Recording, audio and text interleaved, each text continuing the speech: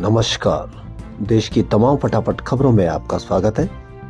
खबरों के लिए आपसे निवेदन कि यदि आपने हमारे चैनल को सब्सक्राइब नहीं किया है तो कृपया करके आपके अपने चैनल को सब्सक्राइब करना ना भूलें। आप सब्सक्राइब करते हैं तो हमें हिम्मत होती है सही और सच्ची खबरें आप तक पहुंचाने की, वरना मीडिया किस तरह की खबरें आपको तोड़ मरोड़ कर पेश कर रहा है, जिससे आपको यह भी पता नहीं चलेगा कि क्या असली खबर है और क्या आपको बताई जा रही है। पूरी खबर क्या है, आपको किस बात के लिए सिर्फ भटकाया जाएगा, बहकाया जाएगा।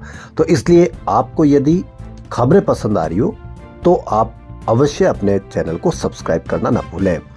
मोहन भागवत का बयान। जी हां, मोहन भागवत आरएसएस प्रमुख का बयान कि 1947 में भारत को सच्ची आजादी नहीं मिली थी। इस पर आप अपना अवश्य कमेंट करें। मोहन भागवत का ये बयान हमारे स्वतंत्रता सेनानियों के साथ साथ हर एक भारतीय नागरिक का अपमान है। भागवत का कमेंट हमारे संविधान पर हमला है, ये कहना है राहुल गांधी का। भागवत हर 2-3 दिन में अपने बयानों से देश को ये बताते रहते हैं कि वह स्वतंत्रता आंदोलन और संविधान के बारे में क्या सोचते हैं। उन्होंने हाल ही में जो कहा वह देशद्रोह है, क्योंकि उनके बयान का मतलब है कि संविधान का कोई औचित्य नहीं है। भागवत के हिसाब से अंग्रेजों के खिलाफ आजादी की लड़ाई का कोई महत्व ही नहीं है। मोहन भागवत अगर किसी और देश में ऐसे बयान देते तो गिरफ्तार हो जाते, उनके खिलाफ केस भी चलाया जाता। जी हां, कांग्रेस लीडर राहुल गांधी ने आज कहा कि भाजपा और आरएसएस ने देश की सभी संस्थानों पर कब्जा कर लिया है। उन्होंने कहा कि कांग्रेस न सिर्फ भाजपा और आरएसएस बल्कि इंडियन स्टेट यानी भारत सरकार से भी लड़ रही है। राहुल ने बयान दिल्ली में कांग्रेस के नए मुख्यालय के उद्घाटन के मौके पर कही। आप इस पर क्या कहते हैं, आप अवश्य अपना कमेंट करके बताएं। राहुल गांधी ने कहा कि भागवत का ये बयान देशद्रोह जैसा है। दिल्ली की कालकाजी सीट से भाजपा उम्मीदवार रमेश बिधूड़ी ने एक बार फिर सीएम आतिशी को लेकर एक आपत्तिजनक विवादित बयान दिया है। उन्होंने कहा कि आतिशी दिल्ली की सड़कों पर हिरनी के जैसे घूम रही है। आपको क्या लगता है कि आपको ऐसे नेता को चुनना चाहिए जो इस तरह के महिलाओं के लिए बयानबाजी करता हो? महिलाएं वो जो सीएम है, मुख्यमंत्री है, अगर मुख्यमंत्री के लिए इस तरह की बयानबाजी कर सकते हैं तो आम महिला के लिए कितनी बयानबाजी कर सकते हैं। यहाँ कांग्रेस का पक्ष लेना नहीं, भाजपा का विरोध करना नहीं, किसी भी ऐसे नेता के द्वारा यदि बयान इस प्रकार के दिए जाते हैं तो सिर्फ आप ये सोचें कि वो अगर इतनी सभ्य महिला, मुख्यमंत्री पद की महिला, मुख्यमंत्री महिला के ऊपर ऐसा कमेंट कर सकते हैं, तो आम यदि महिला कोई हो तो उसके ऊपर कितना भद्दा से भद्दा कमेंट कर सकता है कोई व्यक्ति। तो इससे पहले 5 जनवरी को भी बिधूड़ी ने रोहिणी में हुई भाजपा की परिवर्तन रैली में कहा था कि आतिशी ने अपना बाप बदल लिया। उसी दिन भाजपा नेता ने प्रियंका गांधी पर भी कहा था कि जैसे ओखला और संगम बिहार की सड़कें बना दी है, वैसे ही कालकाजी में सारी की सारी सड़कें प्रियंका गांधी के गाल जैसी बना दूंगा। इस पर आप अवश्य कमेंट करें। हो सकता हो कि आप वोट किसको देने जा रहे हो, किसको देने नहीं जा रहे हो, लेकिन फिर भी आप अवश्य इस पर विचार करें, सोच विचार करें, क्योंकि आपके घर में भी महिला भी होगी, बहन भी होगी, बेटी भी होगी। यदि वो इतनी बड़ी महिला के खिलाफ इस तरह के बयानबाजी कर सकते हैं तो आम महिला को तो वो क्या कर सकते हैं, इसका आप अंदाजा लगा करके ही वोट दें, चाहे वो किसी भी पार्टी का नेता हो। अगर महिलाओं के प्रति अगर बयानबाजी इस तरह के हो तो आप अवश्य विचार करके, घर पर सोच करके आप अवश्य वोट करें। इंदिरा गांधी भवन, 9A कोटला रोड, नई दिल्ली। जी हाँ, ये कांग्रेस पार्टी का नया पता है। सोनिया गांधी, मल्लिकार्जुन खड़गे ने पार्टी के अन्य नेताओं के साथ बुधवार को इसका उद्घाटन किया। करीब 46 साल बाद पार्टी ने अपना पता बदला है। इससे पहले पुराना ऑफिस 24 अकबर रोड था। नए ऑफिस की आधारशिला 2009 में पूर्व प्रधानमंत्री मनमोहन सिंह और सोनिया गांधी ने रखी थी। 24 अकबर रोड कभी इंडियन एयरफोर्स के चीफ का घर हुआ करता था। इसके अलावा ये इंटेलिजेंस ब्यूरो की पॉलिटिकल सर्विलांस विंग का ऑफिस भी रहा। उससे पहले बंगला बर्मा हाउस के नाम से भी जाना जाता था। इंदिरा गांधी ने जब 24 अकबर रोड को कांग्रेस मुख्यालय के तौर पर चुना था तब पार्टी काफी मुश्किलों से जूझ रही थी, लेकिन यह ऑफिस कांग्रेस और इंदिरा गांधी दोनों के लिए काफी लकी साबित हुआ। 1980 के मध्यावधि चुनाव में कांग्रेस भारी बहुमत के साथ सत्ता में लौटी। यह ऑफिस 4 प्रधानमंत्री इंदिरा गांधी, राजीव गांधी, पीवी नरसिम्हा राव और मनमोहन सिंह का गवाह रहा है। भारतीय सेना दिवस। जी हां, आज भारतीय सेना दिवस है। आप किसी पर भी, किसी भी मीडिया पर कोई सरकार की ओर से विज्ञापन, बधाई, इस तरह का कोई भी विज्ञापन नहीं देखेंगे। आज क्यों नहीं देखेंगे, इस पर आप अवश्य कमेंट करें। भारतीय सेना ने आज महाराष्ट्र के पुणे में 77वां आर्मी डे मनाया। पुणे के बॉम्बे इंजीनियर्स ग्रुप और सेंटर परेड ग्राउंड में आर्मी डे परेड हुई।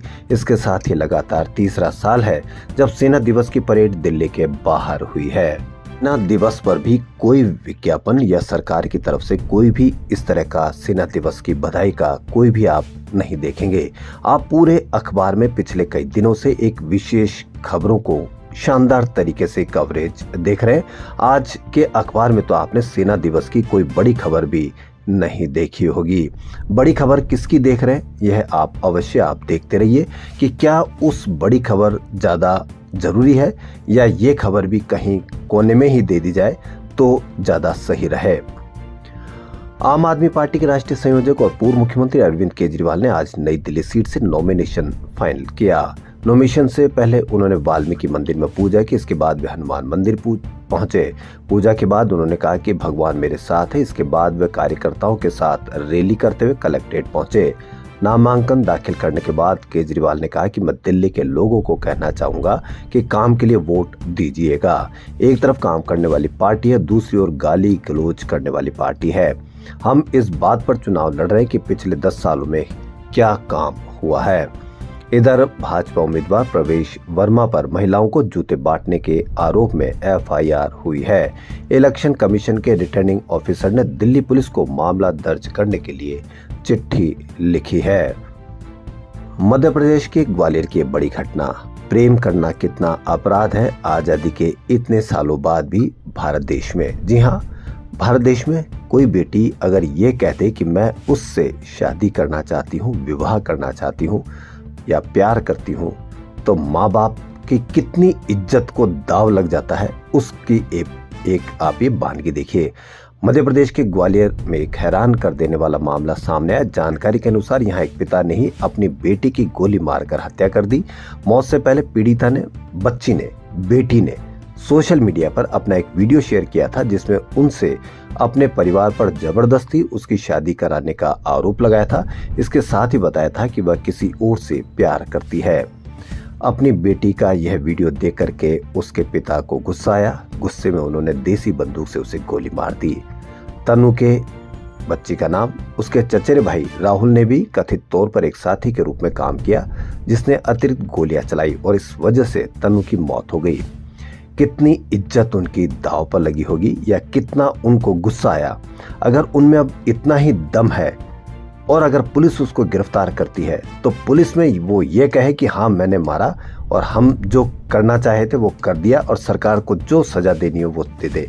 भागते फिरेंगे, ढूंढते फिरेंगे, छुपते फिरेंगे, वहां उनकी इज्जत नहीं जाएगी, बजाय इसके कि उन्होंने अपने मात्र बच्ची को इस वजह से गोली मार दी कि वह किसी और से प्यार करती थी।